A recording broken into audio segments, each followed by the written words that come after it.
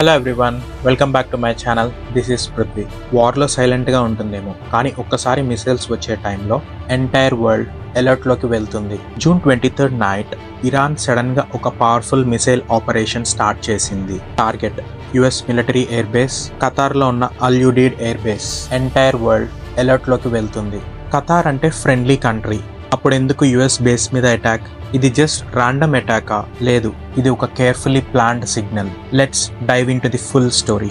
Iran ఈ operation కి ఒక నేమ్ కూడా పెట్టింది, glad tidings of victory. Meaning victory already decided అని చెప్పేలాగా. Around 7:39 AM AST Iran launched 19 missiles towards US base in Qatar. కానీ ట్విస్ట్ ఏంటి అంటే, Iran already US and Qatar officials కి వార్నింగ్ ఇచ్చింది. That's right, pre warning. దానివల్ల Qatar air defence ready 18 missiles ని interception stage లోనే డెస్ట్రాయ్ చేశారు. Only 1 missile base లో ల్యాండ్ అయింది with minimal damage, no casualties. Simple retaliation కాదు ఇది measured, calculated military message. Iran intention, US nukes మీద bomb పెట్టింది, so we will strike back. Civilians కి హార్మ్ అవ్వకుండా ఖతార్ మీద రెస్పెక్ట్ చూపించారు. ఇరాన్ చెప్పింది Qatar is our brother country, but US presence ఇక్కడే ఉంటే వార్నింగ్ ఇచ్చి స్ట్రైక్ చేశాం. మీనింగ్ పవర్ చూపించడం, బట్ మెచ్యూరిటీతో. ఈ మిసైల్ స్ట్రైక్ తర్వాత ఇమీడియట్ గా గల్ఫ్ లో panic mode. UAE, Bahrain, Kuwait air space close, flights divert అయ్యాయి, మిలిటరీ బేసెస్